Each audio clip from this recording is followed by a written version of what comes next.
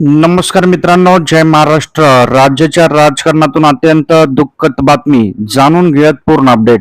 तत्पूर्वी चॅनलला नवीन असाल तर चॅनलला सबस्क्राईब करा आणि बेल आयकॉन नक्की प्रेस करा.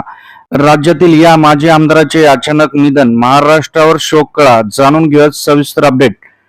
माजी आमदार टी.पी. कांबळे यांचे अचानक हृदयविकाराच्या झटक्याने निधन. हेर विधानसभा मतदारसंघाचे माजी आमदार त्र्यंबक पांडुरंग कांबळे वय 82 यांचे हृदयविकाराच्या धक्क्याने अचानक शनिवारी सायंकाळी निधन झाले आहे. त्यांच्यावर रविवारी दुपारी लक्कड जवळगा येथे अंत्यसंस्कार करण्यात येणार आहे. मित्रांनो, आपण देखील कमेंटमध्ये त्यांना भावपूर्ण श्रद्धांजली अर्पित करू शकता.